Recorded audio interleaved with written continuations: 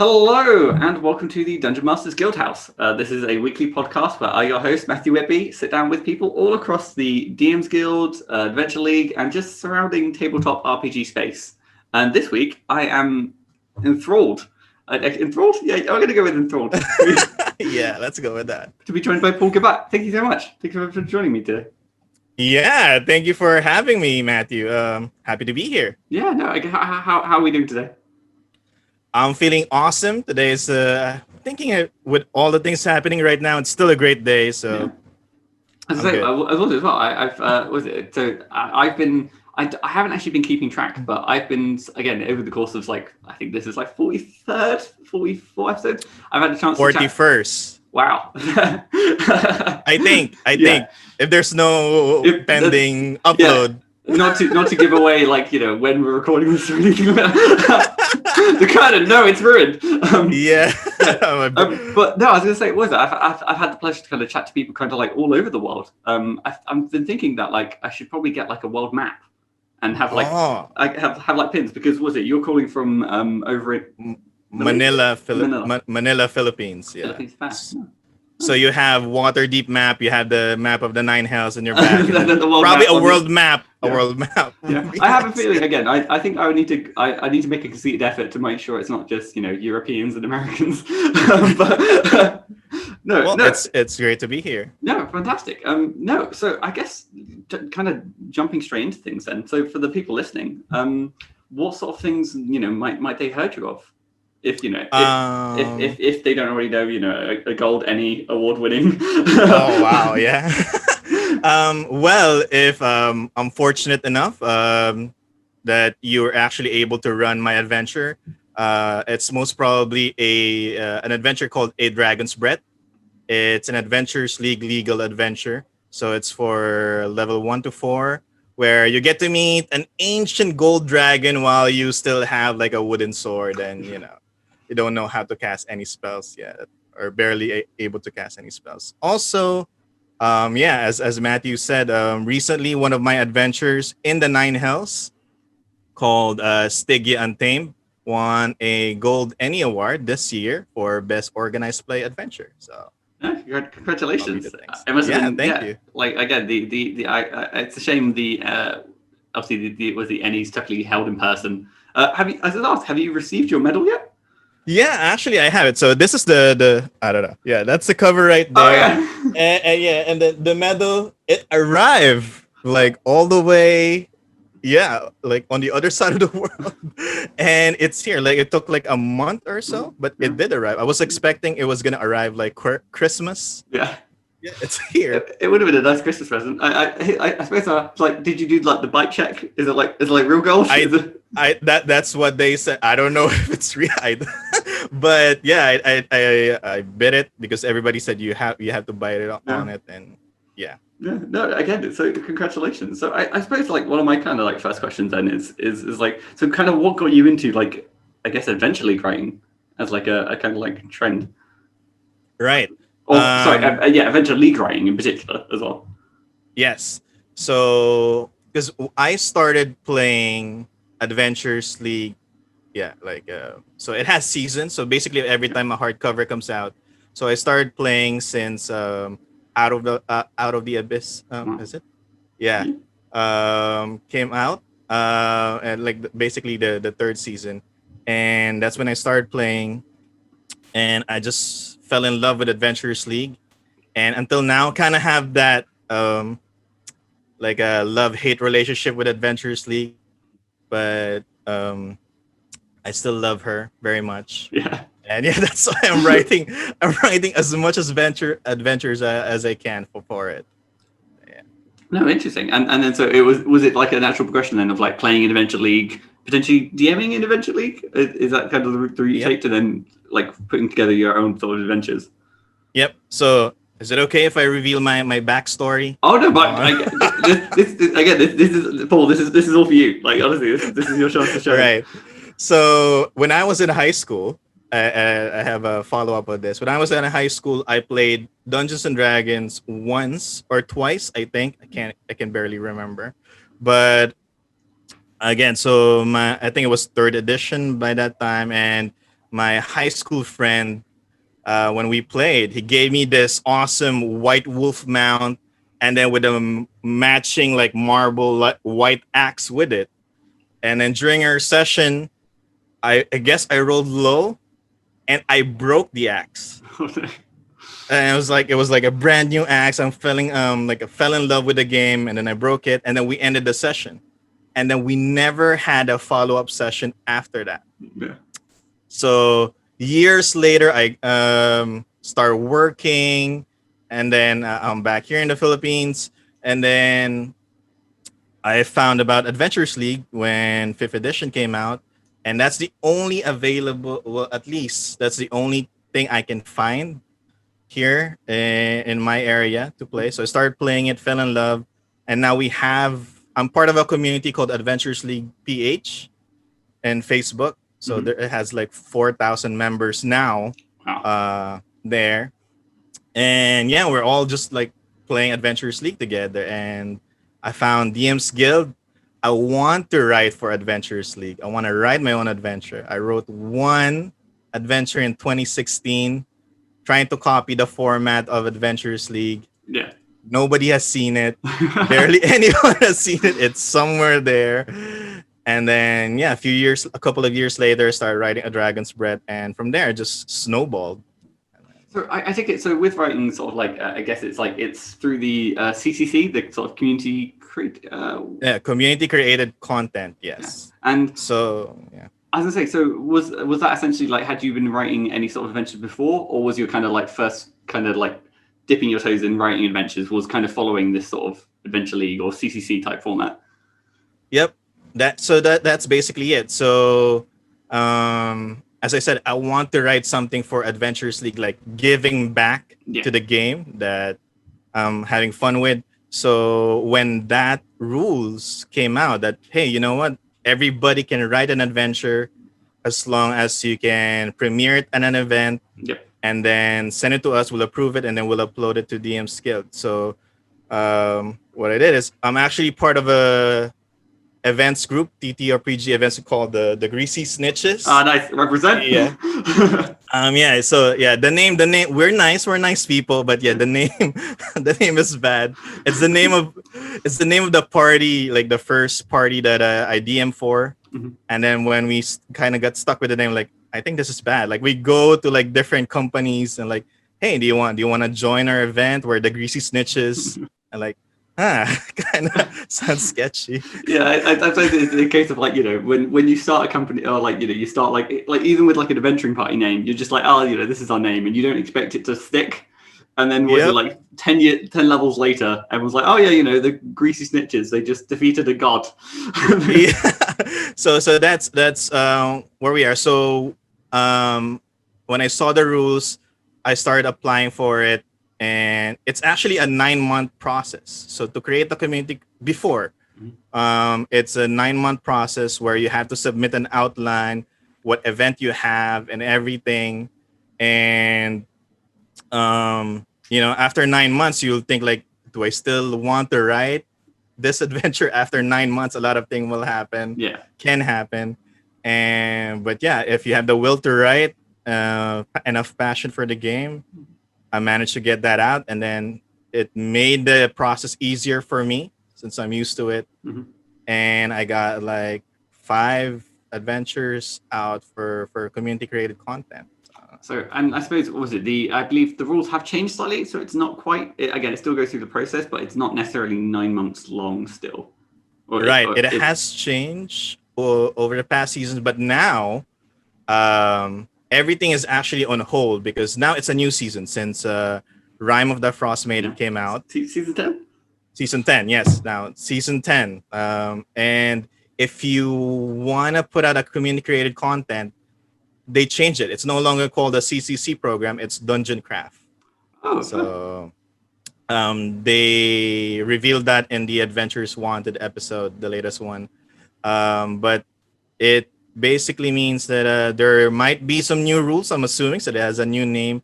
And they told us, like, you know, hold off on these adventures that you're writing and until these new rules come out. So I have some very exciting CCCs I want to get out there including the sequel, the next adventure for this one. So. Yeah, because I believe it was the I'm kicking myself for not remembering the name, but there was the guide to the Nine Hells. Was it? Yes.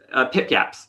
Pip Yap's Guide to all of the Nine Hells. Yeah, which also towards the end they sort of had was it essentially Adventure League writing guidance? I must admit, it's been a while right. since So it's basically a guide if you want to run Nine Hells adventure. So it has some information about the different layers, and it also has guidance on community created content. Like if you want to write a CCC that based on the Nine Hells, then you can get the rules from that supplement, and that's basically what followed Stygia Untamed and Minora's Unchained, which is the kind of like the prequel adventure from that one. So was it a case where I think was this Stygia? Is it Stygia? Stygia is the fifth level. Avernus is the first one, which is the one in Baldur's Gate, the map that you have behind you. Hey. I'm sorry, I was lucky with my large head. So I guess actually, so I'll be honest, my Hell lore is pretty good for Avernus, not so good for so I know Avernus, I know the ninth layer. What's exciting about the fifth layer? Nothing basically. Yeah, I kind of shocked there. Like, what is exciting about Stygia? And then nothing, because it's all ice. So it's all covered in ice. So this is like the worst version of Icewind Dale, like times 100. Yeah. And basically, if you dip or you dive into the Stygian Sea, your soul is just gone. Fair. So it's sort of like, well, so I know the river Styx kind of has that weird sort of like, again, that's like you kind of you get a kinds of memory loss if you kind of dive into the river Styx, but in the Stygian Sea, because it's so cold, you just lose yourself. Your soul is just gone. Wow. I mean that sounds like a pretty sort of potentially brutal encounter. It is, and that's I think I'm just assuming here, because there is a way for you to go underwater, and that's what I did in this adventure. A bit of a spoiler, and then there's something lurking there, something massive, something gargantuan, something like CR30 on a level 5 to 10 adventure, and I guess some people liked it. Yeah, in fairness, I think that like there is like a trend though of like, or just not necessarily a trend, but there's so much cool stuff to play with throwing either like a high tier creature at low level parties, especially if you potentially like give them the tools to kind of navigate that space. Even though it's the case of like they are extremely outmatched, but it's like the underdog story. It's like you kind of want them to come up top or like somehow like get away. Yeah, and it's exciting because that's kind of like my formula a bit in some of my adventure. Like I said, a Dragon's Breath is a level 1 to 4 adventure, but you get to meet an ancient gold dragon, which is like CR 20 something. And now as level 1 to 4 adventure, are we gonna fight this thing or are we gonna befriend it? How do you befriend a gold dragon? Like, well, what do you do with it? And then if ever you build a bond with it, how are we gonna proceed? This is my first time, and then that first time of like emotions that comes out. That's the feeling of like adventuring out into this D&D world, and that kind of makes it fun for some players. And so I do kind of have to ask then. So with a Dragon's Breath in particular, have you had any sort of horror stories of there's an ancient dragon, let's go slay it, and then. I have a couple, like because again, it doesn't start out well. Like dragons a bit can be arrogant and have some pride in them, and when they ask for adventures for help, they don't really sometimes they don't ask nicely. And adventurers don't like that at times, especially in Dragon's Breath. And they were like, hey, you could have just asked us nicely you wanted to help. Why do you have to kill us first? And then, and with this, I have some people like, you know what? I want to prove that I'm strong enough. I'm level 2. I have a level 2 spell. I think I can kite it, like hit it and then run and then hit and run. And no, that's not gonna happen. Are you sure you want to do this? Yeah. and yeah, thankfully I was able to persuade some of my players for trying to slay a dragon. Yeah. It has happened. Was it so the dragons, like ancient dragons, are they gargantuan size, or are they? They are gargantuan size. Yes. Yeah. So I'll be honest. Like you probably have to say, okay, medium. Like this is large. This is big. This is huge. Huge. Yep, and it has like a fire breath that can go all the way where you're running right now. So, are you sure you want to do this? I mean, there's some people who like no amount of warnings will deter them from their path. They're like, no, yeah. I'm gonna like if you let the dragon kill you, we can just end this quick and then get a burger and fries and everything. It's like, oh, I've got to go soon, so I'm gonna hit the dragon. I'm just yeah. No, so I guess like a curious question then is, so like where do some of these like ideas that you have kind of start from? Because I've got looking at your kind of products before, you've also got like is it Brotherhood, which yes, also, again, it's I should say first and foremost stunning cover art. Very sort of like I don't know, it feels like it evokes a sort of more like peaceful sort of like sort of like a charming adventure. Well, not when you play. Immediately murder, deceit, lies.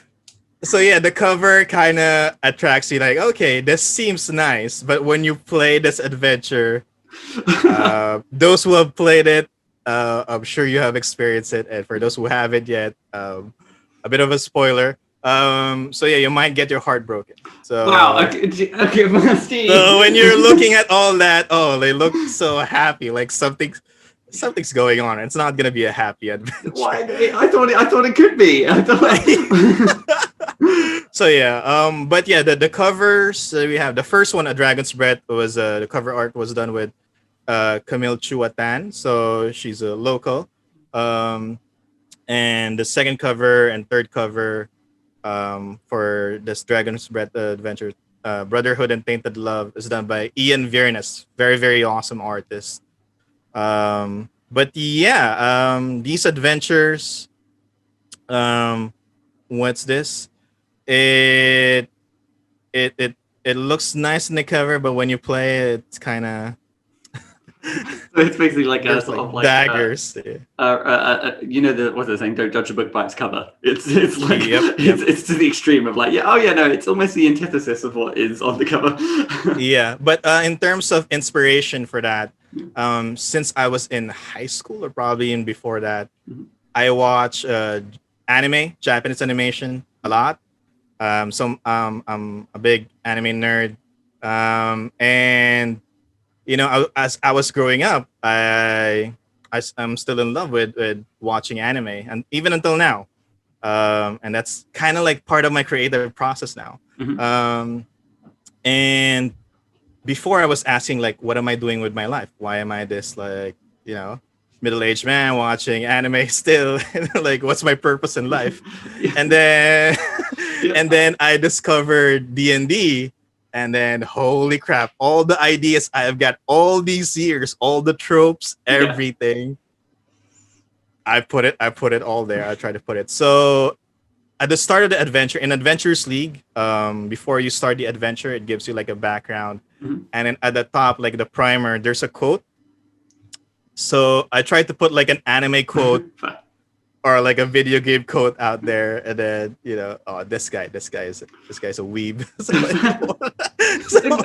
In fairness, I think I think it's the case of like so many sort of players when you come to like playing D&D, it is almost like even if they don't always say it, sometimes they're like, my character is like deeply inspired by like I don't know, like Boromir from Lord of the Rings, or like this character has big anime vibes with their brooding backstory, or and it's I think event is like incorporating those sort of like tropes into adventures. It's like because at the end of the day, it's like people enjoy that stuff. and it's a case of like Yeah, apparently there's a big market for it, yeah, and I'm not alone in liking anime or putting anime in my D&D, no, so that's I, my I purpose. think as well it's that point of like you know when you realize like a sort of like Easter egg or like you're like this is a lot like and then there's that knowing look of like is this what I think it is, and it's like yeah no it Oh, is. yeah, there's gonna be a lot of those. And I think that's what makes it click, at least for my adventures. Yeah. Um and like when something happens or a plot twist or a new encounter comes up, and then someone like one of my players or one of the players will just suddenly go like, wait, isn't it kind of similar to this? Yeah. And then, all right, let me handle this. I know what to do. Yeah. And then yeah, when I see that spark, I'm like, all right, I've done my job. That's So it. I guess like to kind of ask then. So what are like some of the core like do the tropes you kind of try and integrate change a fair bit, like the anime tropes, or is there like a few that you kind of like to lean on a little bit?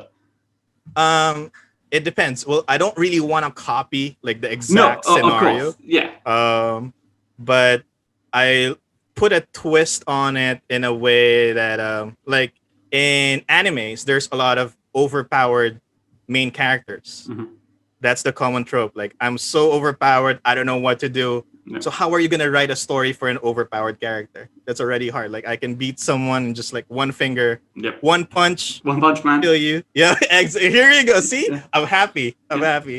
All right. So if you can do that, how are you gonna write for that kind of character? And then kind of translate that into D&D. You know what? I'll take that challenge. So I have a dragon's breath.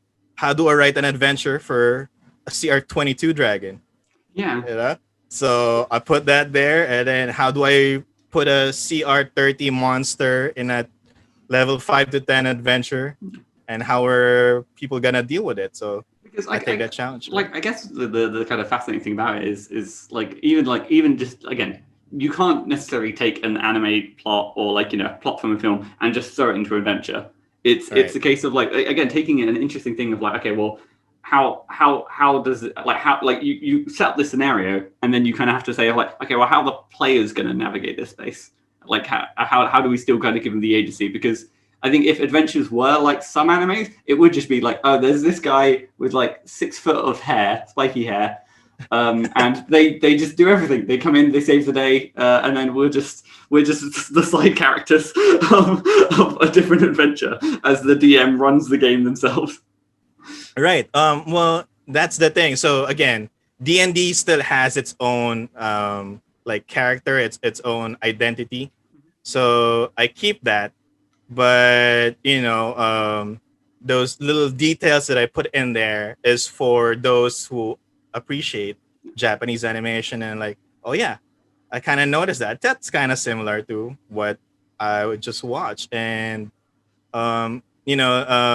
there's also the scenario like when I wrote a Dragon's Breath, I want people to enjoy. I think I talked about this in Albacon interview we had. Like I want them to have that Disney vibe of like appreciating the environment that they're in, the mountains, the sea, and everything.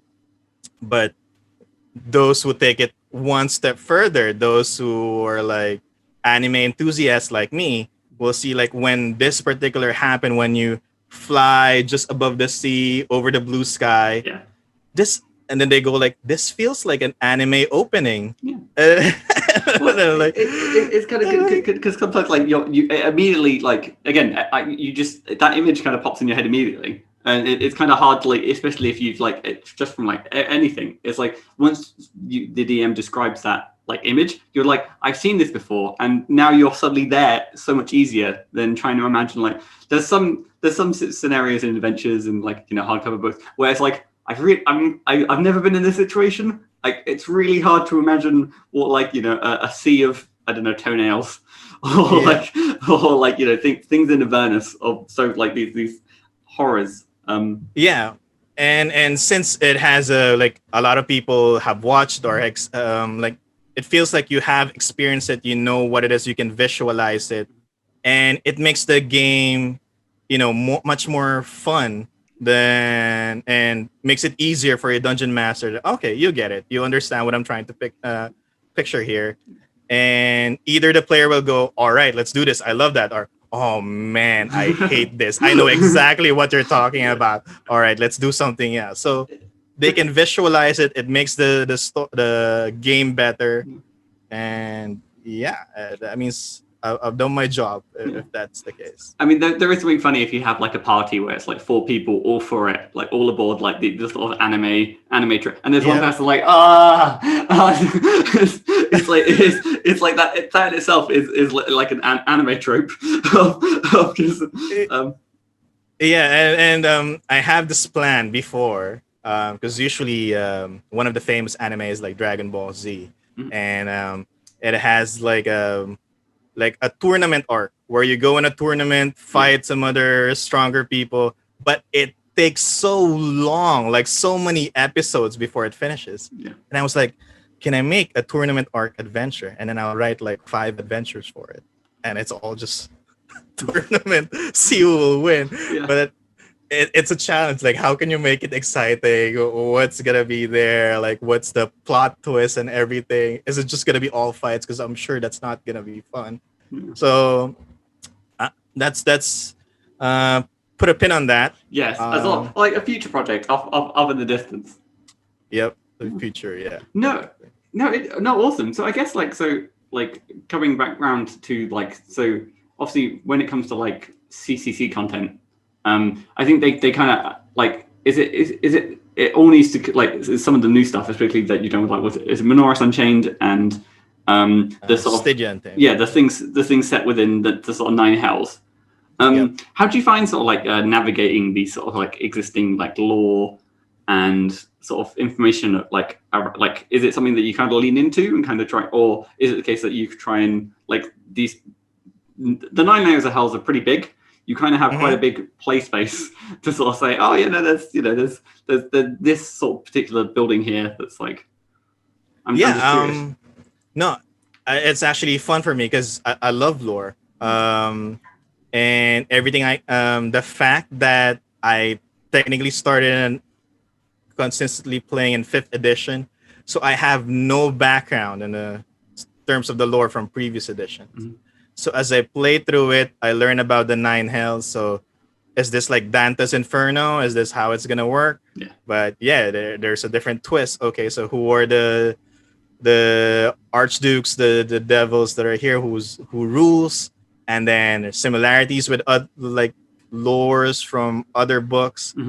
And the more I learn about the Forgotten Realms lore, the more like I fall in love with it. So I since I started in 5th edition, I'm like a Forgotten Realms baby. Yeah. You know, so people are asking, oh, I want to play Dark Sun next and Spelljammers and everything.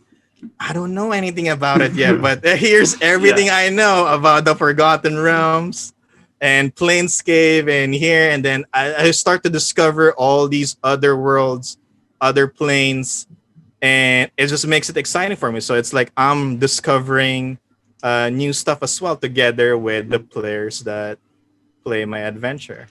I think one thing I think I mentioned this before. I'm a big 5th edition baby as well. When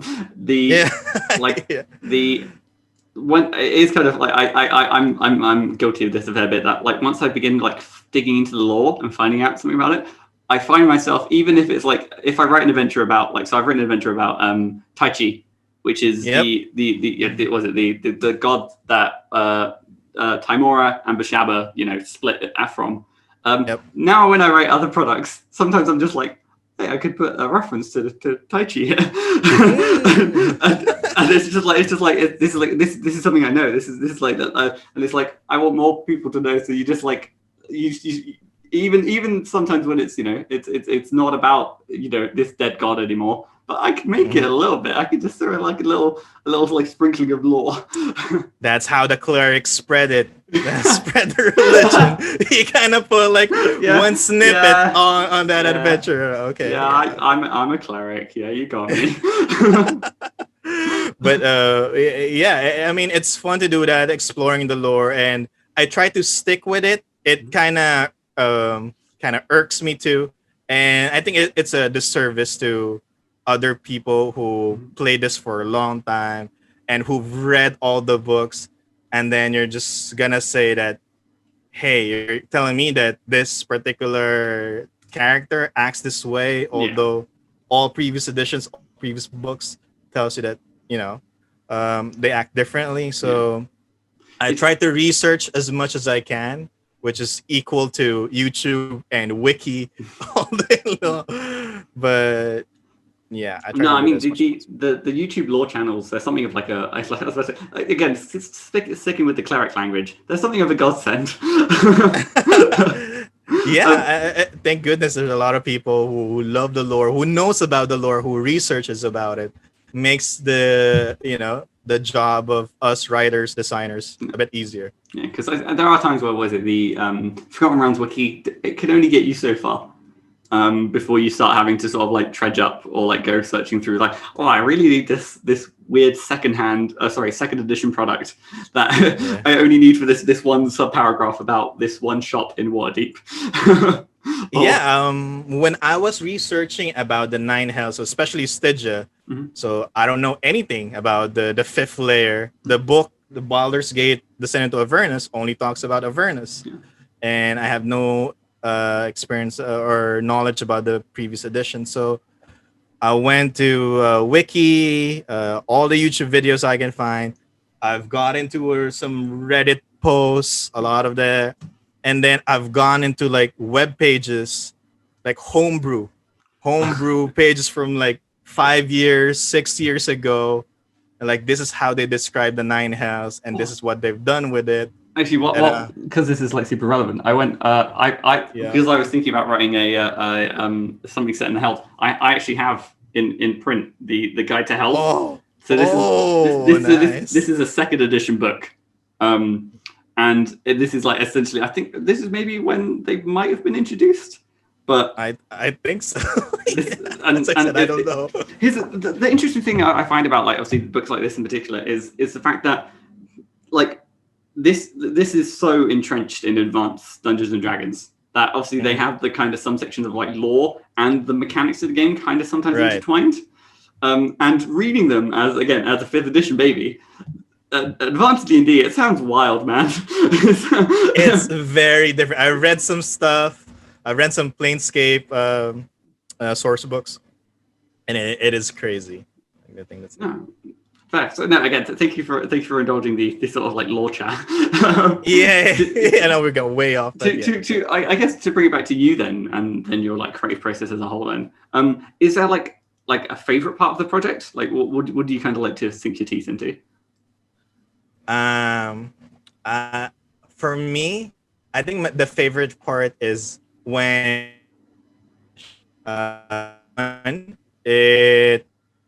it has that feeling of relief that all right, everything is done finally. Yeah. And I've done it. And I like to. This is the way that I hurt myself.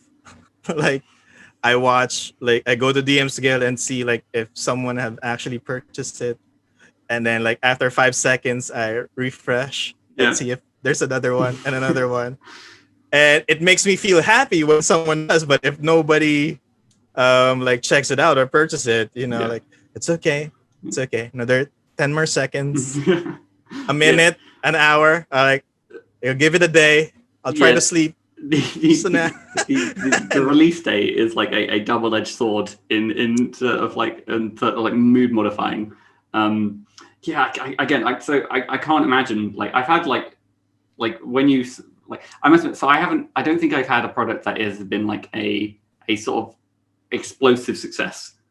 And I don't know if my heart could take something like it. So I'm quite happy with the the sort of like the trickle in, and every day like, oh look, someone else picked it up, and then a month or so down the line I'm like, hey, copper, there you go. That's not too bad. That actually, that's a big achievement, because when some people, and I tell this to like new writers also, like obviously I'm also new to this and I'm not that experienced also.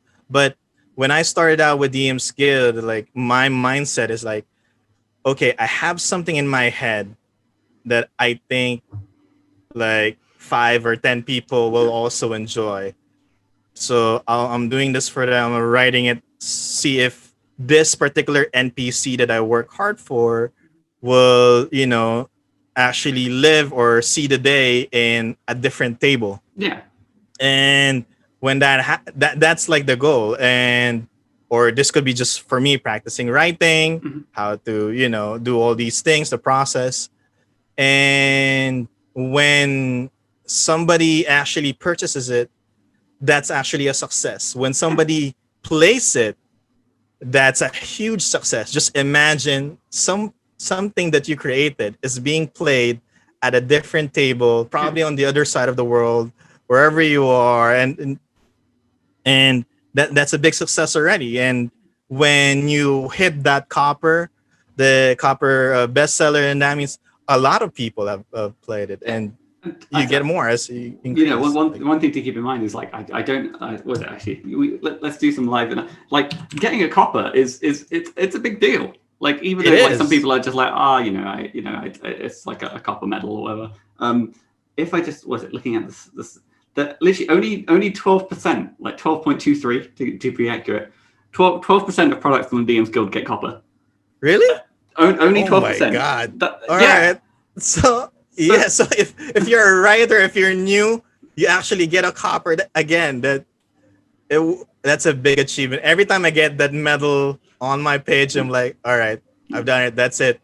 and Let's and write some more. I guess to kind of like to go back to like an earlier point and kind of is the fact that I think sometimes it's the case of like to emphasize your enjoyment of the creative process and not always put so much pressure on the aftermath and the sales, because Mm-hmm. I think again you can be like again for it's was it releasing a product anytime is always something of like a gamble. You never know Yeah. if the market's right, if your appetite or like it's luck. It's luck that you can kind of mitigate with a bunch of things that you do.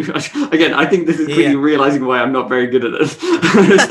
No. Because there are some people. I mean, that's why I think collaboration is also important. Like, but so for me, my mindset is I want other people to play it. I want to see everything I've created at a different table, Yeah, making them smile, making them frown, making them sweat because of a deadly encounter, or having like a very good like social interaction. yeah, That makes me happy. That's like the goal. But there are others who like their thing is how can I make this product yeah, like a platinum bestseller? What yeah, is the strategy there? And how do I market it? When do I post Twitter? How will my post look like? yeah, How do I market it? And there's like analysis, trends, graphs, and everything. Um, and that's fine. That's great. yeah. Like to each his own. But when you collaborate, you combine your goals together, and like, okay, we don't really clash. You take care of the marketing, I take care of Yeah. making sure that this is going to be a great adventure. You have, and then And you have those products that you see in the best like the front page. I mean, like, so this obviously there is like the like being on the sort of new releases page is now it's kind of fleeting at the moment because the sheer amount of products being released. Yeah, But that's a lot. the things we release, they don't really have a shelf life. They're not going to go off like a week after release. They're not. No one's going to be like, oh no, that product was released a week ago. I can't buy it anymore. I must only have the freshest products. It's a case of like just putting out there. It will like again, it will continue to sell. And again, so I'm learning a new motto that I've kind of like in number one, hire an editor. I'm going to get that on a t-shirt. Two, Uh-huh. the best way to sell old products is to release a new one. Yes. It's yeah, it's just keep chatting. I think the related products or products also done by this author banner at the bottom of each product page. It yeah people like it. I think. Yeah, it sells over time. And as I said, the first product I released back in 2016, it's still in DM's Guild. Nobody has taken it down. Somebody should take it down. I should take it down, but it's still there. You can still find it. And we're as writers, if we want to make it out there, make it big, um, we're all just waiting for that break, that opportunity where we release something that will be noticed by a whole lot of people. And when that happens, when it's your time to shine, they're gonna go back. All right, what else did Matthew Whitby release in DMsGuild? What else did Paul Gabat release? And then even the ones that you're not confident, happy of that you release, people will still check it out and say, "All right, that's funny. Now I see the context of why I mean, he's doing these things." Paul, was it when they go, oh, what else have these two people done? They're going to go straight back to our first products and be like, whoa, Yep. whoa, Yep. and we're like, no.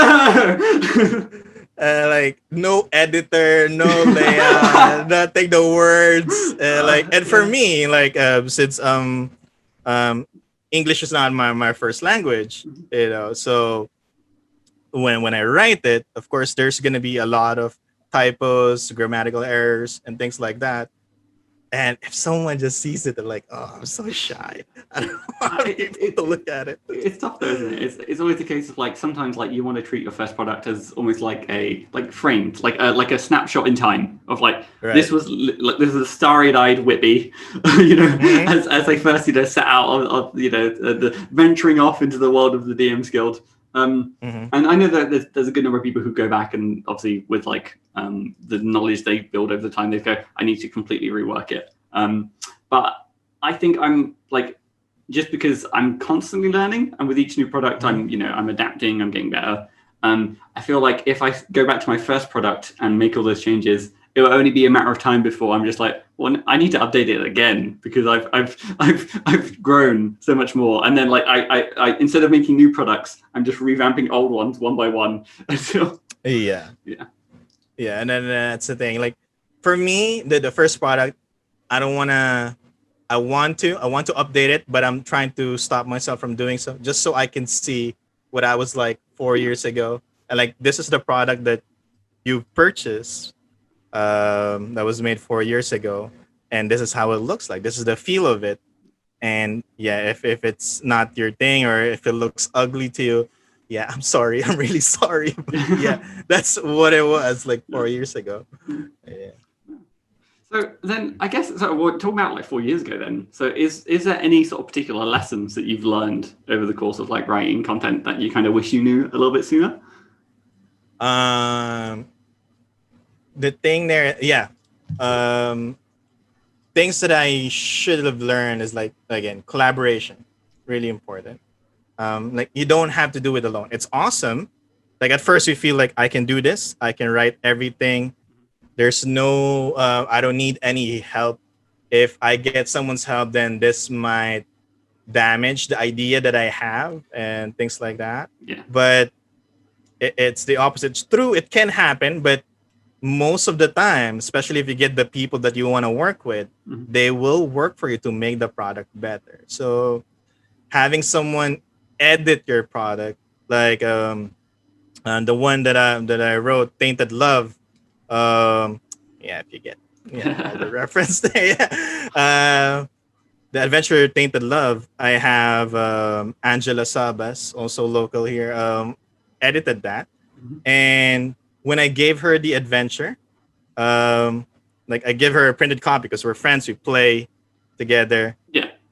And hey, can you check this out and see the things, just proofread it and things like that. And then when it came back to me, this 40-page adventure, it's all red. It's super red. Yeah. And I'm I don't know if I'm gonna cry. It's that's my blood right there on each page because it's all filled with red ink. It's my thoughts are I thought this is a great adventure already. The wording, everything. I proofread, I read it and I know I don't have any typos there, but how can it be all red?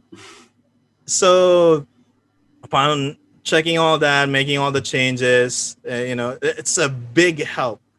And then you get cover artists. Like I said, you look at Brotherhood, you see them, they all look kind of happy and everything seems nice. This looks like a pretty safe, just a chilling adventure. But when you play it, so it feels different. I've read this. Yeah, I read the synopsis. It's not a happy thing. It's a funeral, isn't it? Yeah. So yeah, it's the funeral. So when you watch an anime, something bad has happened, like someone died, and then you get a flashback Yeah, or like there's a of photo everything that in the happened. background. Yep. So you Yeah. see that. So Okay, yeah. so the artist captures that feeling, and then all right, that made the product so much better. And then you put some internal art, layout. If you can find people to help you build your castle, your product, Yeah. with you, it'll be so much easier for you and so much better, and you're not gonna regret it. So if you're a new writer, that I wish I could have known that. If I did, I wouldn't have to do everything on my own. I don't have to research everything. Someone can be a lore master. Hey, you can't do that. He talks this way. Yeah. She talks that way, and everything's good. Yeah, like I get, yeah, it's I think it's a case of like I know a lot of people like I don't think I'm ready to start a collaboration. But until you've done like I don't know like I was about to say 30, but I don't think anyone's ever really ready for a collaboration. You just go with it, and whatever happens, sort of thing. It's the case of you learn as you go, and as long as everyone kind of involved is not not Yeah. complete ass. Well, think of it as of course, reality wise, it's not gonna be easy. Like even for me, even if I talk this way, I'm a really shy person. So you can't just reach out. Hey Matthew, come on, let's do a collab, right? I don't know your schedule. I don't know your work ethics, your work style, anything like.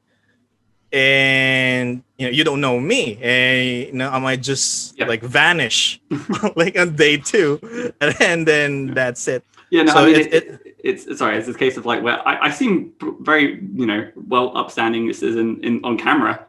The moment we go offline, right? Like before this interview, I was just screaming.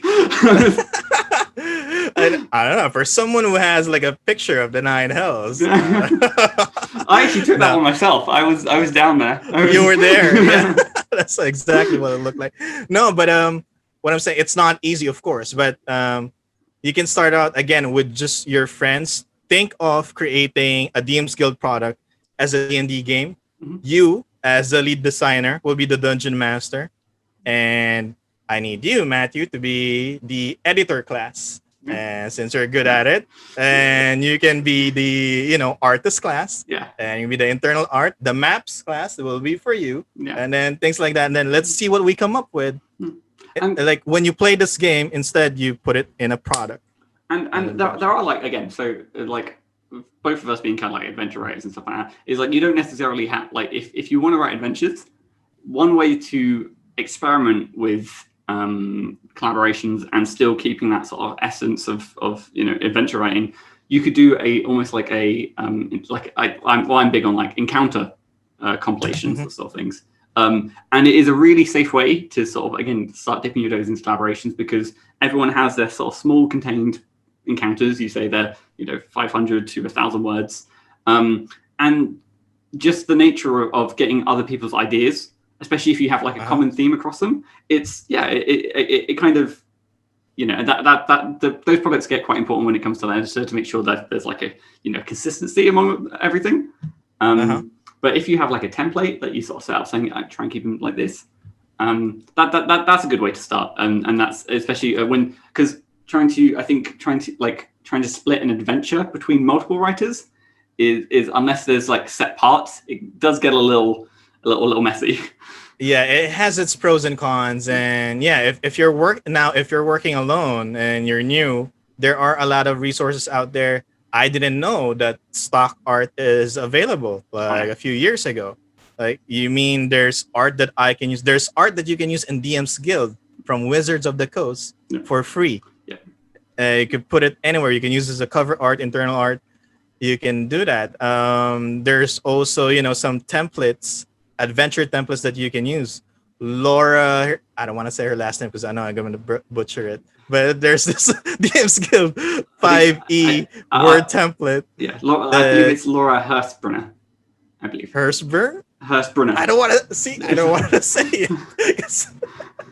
But yeah, Laura, thank you very much. You're a goddess. Because again, this product that she released is a 5e basic template for Microsoft Word. Yep. In case that's the one that you use. So that has helped a lot of writers, including me, because I don't know anything about any other products.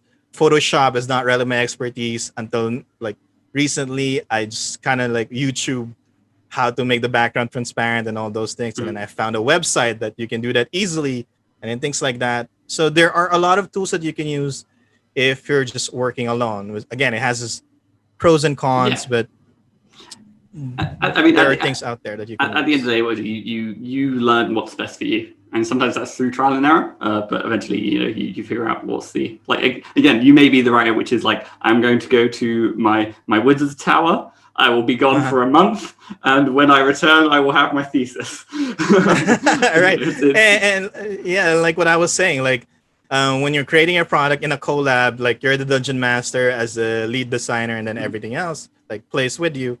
And like with the adventures that I wrote, they're also like this is a way for me to make my party, the greasy snitches, kind of canon.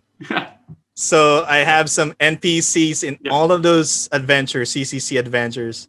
You will encounter the greasy snitches. Like one of the characters of my players will be there, with their blessings, of course, and they're all just there to like be red herring, basically. Just cause chaos. But yeah, they have to be on brand, don't they? Yep, it has to be on brand. But yeah, so that makes it fun. They're part of it. They're part of making that product great or better. For characters worse. Yeah. So I guess kind of like talking about collaborations then, or just like the community as a whole. Is there like anyone in particular in like the DMs Guild, the CCC, like or Adventure League, like anyone within the general community that like particularly inspires you? Well, again, I'm mostly exposed to Adventures League. Yeah.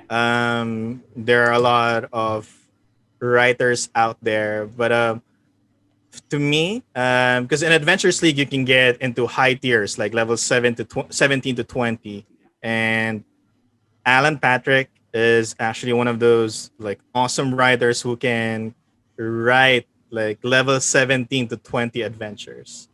So he has a series about Qs like the Worm God and like everything. And the excitement that you feel when you play those adventures, and like I'm already overpowered. I have X many magic items, and I had the power of a god technically, or literally, and then like, but still the fact that there's sense of danger, and the fact that you don't know what to do when you play those adventures written by Alan Patrick, it's just inspiring. And if I can have work with him on a project or something like that, then yeah, I'm all up for it. I like take me as an apprentice. Yeah. Slide into those DMs. Like, hey. Hey, so yes, if you're watching this, Alan, yes, I'm free. You can DM me. I don't want to disturb you, but yeah, if you want to collab. I must admit, the tier 4 is I've never written a tier 4 stuff, and I am scared to, just because it's with the lower tiers you feel like you have more control over what is likely going to be with the party, right. Or like the moment you start bringing in like I don't know like at any point someone could just cast Wish and exactly like how are you gonna deal with that if somebody casts Wish and then you have people who can planar bind an angel, a devil, demon, that like one character comes in with like 5 elemental creatures with you. Like, they walk into the fight, say, "Oh, sorry, I cast one spell," and then army, army there. So and then you have your necromancer with all these undead things. Like, what are you gonna do? But the fact that some people can think of, okay, this encounter already covers when people bring this, when they have magic like that, and in a scenario that this happens, and that's just amazing to me. It's not easy. I mean, I doubt I'm at that level yet, but the fact that people can do that, it makes me happy. My mind immediately goes to is like, if I was to write something like this, like I would be tempted to potentially write restrictions. But that's not. I don't think that's a good solution. I feel like, again, Right. to be like, oh no, this is you're in a anti-magic zone. So Yeah, it takes out of fun. And like if you're half the party is like spellcaster and then you have an anti-magic area, like I work hard for like a year or two to get this to level 20, and then you're telling me I can't use like all of my spells. Or because the designer didn't want to deal with a polymorph spell, or like a true right. polymorph spell, or just something like that. Just like I don't want them to turn my big bad boss into a sheep. Yeah. And then at times, so what makes it fun on these high level adventures is that you can see people come up with solutions like, okay, I cast polymorph, and then I cast, demiplane, and then I cast all these other spells. They chain it to find a solution to the problem. Yeah. And that to me, I'm like, wow, okay, you come up with that, then you deserve the win because, and that means that the adventure is written well. The fact that you were able to come up with that solution. Actually, was it? So, a slightly funny story about this is I was actually running one of my adventures at Albicon, and I had basically there's the part section where you have a random encounter, and during one of these random encounters, the barbarian found essentially a black slate like this, and it's meant to be like alluding to like another adventure. It's just like a hint of like the greater world peace. But during like the like negotiation right at the end, they were just like, I take out the slate. And lore-wise, it made sense. Like, again, the character they were negotiating with knew what that slate meant. So I was like, I have to reward this in some way. So it's like even with them, like, that was a tier 2 thing. I can't imagine with the potential the players have to literally just say, I want to try this, and go, okay, let's see where it goes. Yeah, and I guess that's my DMing style also when I play, and I don't really restrict players. Like, if you want to do this, my phrase is, as a dungeon master, is like, follow your heart. That's basically it. And whenever you want to do something, just do it. Don't listen to what the other players are saying. Don't listen to me. Follow your heart. What do you want to do? And then if you cast this, let's see what will happen. And then sometimes you get these creative solutions. And that's why we play D&D, and like to discover those things. And sometimes it's not fun, of course, but sometimes you get those gems that just makes the game night awesome. There's always like it's case by case, but when someone's like, I want to do this, and everyone at the table is like, I don't know what that's gonna do, and everyone's like, I don't know if you should. Those are the moments where it's like where people aren't just like, no, you can't do that. It's like I have no idea what it's gonna do, and that person with like the MacGuffin, they're just like, I'm gonna smash it. I'm just gonna. Yeah, and sometimes the solution is there, and sometimes if it failed, those are the things that you're gonna talk about the weeks later. Like, remember that time when Matthew broke the thing? Yeah. It's like was it the motto of Dwarf Fortress is losing is fun. It can be fun. It's sometimes you talk about the losses as much as you do the victories. Well, looking at the time, Paul, we have eaten away an hour. It's an hour already. Like, what's this? So I guess kind of like to kind of bring everything around then. What are you currently working on? And where would be the best place for people to kind of keep up to date with your next releases and whatnot? All right. So there are two things right now that I'm working on. That's there's a lot of things, but two things that are for CCCs. Which is currently on hold until Dungeon Craft comes out. One is, again, the sequel to Stygia Untamed, which is Maladomini Unleash, which is the 7th layer of the 9 Hells. So we're going lower. We're going lower, yes. This is the 7th layer. So if everything works out, you're going to see that soon on DMsGuild. And then another thing is, this one, we went full anime with cover artists Ian Viernes, and Philip Aitona also was editing it. It's called Devil King High School. I was like, oh, okay, I see where you go. Then you add the word high school, and I'm like, okay, no, I know where we're going with this. Yeah, well, technically it's Devil King School of Higher Learning, but of course, yeah, you catch Devil King High School, so it's still in the nine house. How are you gonna get as adventurers? You go to the nine house, and then you go to school for a year. In fairness, And then like for some people, hell school does sound like hell. So I think it's a very sort of fitting. Yeah, we'll see. So and then you fit that 1 year of school, like that school year in a 2-hour adventure. So that's what I'm trying to do. So and then there's another project. Unfortunately, I can't talk about it yet, but soon, hopefully, the information gets released. And then I'm also planning a project about some subclasses for Icewind Dale. We'll see when it gets done. Slowly dipping into the homebrew realm, and it's been a fun journey so far. So yeah, if you wanna talk to me, again, I'm not gonna reject anything. Just message me. I'm open. You can find me in Twitter or Facebook at DMPaulG. And also you can find me in my website. So that's dmpaulg.wixsite.com/home. So find everything that I release in DMsGuild. Just right there, Paul Gabat. You'll find everything that I release there. And yeah, every Saturday, I think I stream the adventures that I wrote on Twitch, ANTOOREN. I think I got that right. And on Twitch, so you can check that out. How we mess up the adventures that I wrote. And yeah, that's basically. And then also, again, I'm part of the Greasy Snitches. So you can find us mostly on Facebook, Greasy Snitches Presents. And we usually have events, especially now. I think since we're all kind of shifting to online conventions, so that means everybody can join, right? So join us when that happens.